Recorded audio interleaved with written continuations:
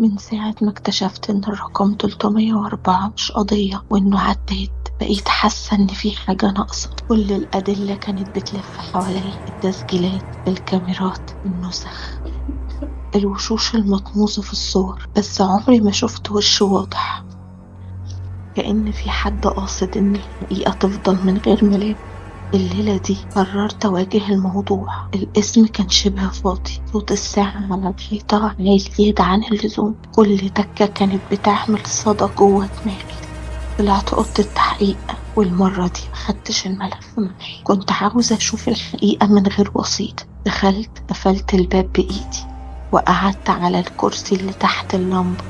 النور كان بيتحرك ببطء، عامل دايرة حواليا كأنه بيعدي على وشي كل شوية. قلت بصوت واضح: انت مين؟ بس الصمت كان تقيل لدرجة اني سمعت صوت نفسي، وبعدين سمعت صوت كرسي بيتسحب على الأرض وراي. لفيت ببطء، كان في كرسي تاني وعليه حد قاعد، ظهره ليا، نفس الطول، نفس القميص، نفس الانحناء الخفيفة في الكتف. كنت ببص لنفسي، قمت خطوة خطوة لحد ما قربت. كل خطوة كنت باخدها كان بياخد زيها. وقفت وقلت له: انت انا؟ ساعتها وقف ولف ناحيتي ببطء شديد. قبل ما اشوف وشه حسيت باحساس غريب، احساس غريب في وشي انا، كأن الجلد بيتشد. حطيت ايدي بسرعة على ملامحي، كانت موجودة، بس لما بصيت عليه ما كانش عنده وش. مكان الوش كان سطح أملس غامق كأنه ممسوح. رجعت لورا بعنف وخبطت في الحيطة. الصوت خرج منه مش من بقه، من الفراغ نفسه. بصيلي وقال لي: ده وشك. هزيت راسي وقلت: لا. قال لي: اللي بيدخل التحقيق بيسيب وشه بره. بصيت ناحية الباب، الباب كان مقفول، مفيش خروج. بصيت في المراية الصغيرة اللي على الحيط. في الأول شفت نفسي عادي، وبعدين الملامح بدأت تبهت. وشوش متعلقة ساكتة، عينهم مفتوحة، وشوش الضباط اللي في الصور. واحد منهم بدأ يتحرك ويركب على وش النسخ. لا استنى، واحد منهم بدأ يتحرك ويركب على وش النسخ، وفجأة بقى لها ملامح، بس مش ملامح حد تاني. فجأة قال: دلوقتي دوري. النسخة قربت مني ومدت ايديها. حسيت ببرودة رهيبة لما لمست وشي، كأنها بتشيله. افتكرت كلامها: اللي بيدخل التحقيق بيسيب وشه بره، يعني لازم اخرج.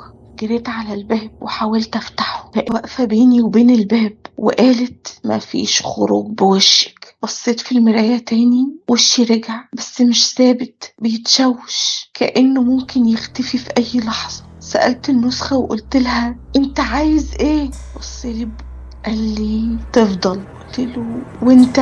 قال لي: انا هخرج. وبعدها فهمت، النسخة عايزة تاخد مكاني، تخرج بوشي وانا افضل هنا من غير ملامح كشاهد جديد. الأوضة بدأت تضيق واللمبة بتتحرك أسرع، الوشوش على الحيط بتبصلي. حطيت ايدي على الملف اللي كان على الترابيزة. فجأة ما كنتش جايباه بس كان موجود.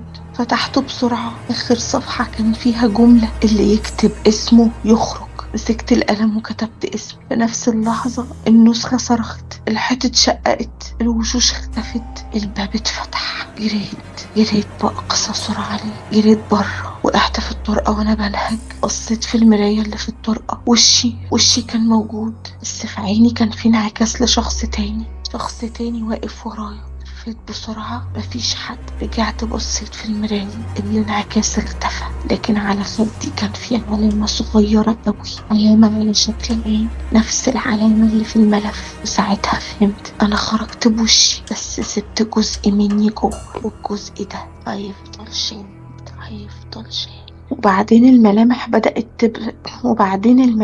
بدأت تبهت تدريجي لحد ما بقيت زي النسخة اللي قدام. صرخت بس الصوت كان مكتوم.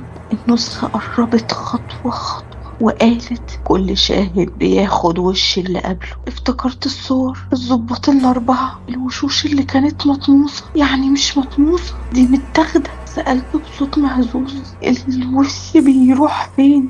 قال لي: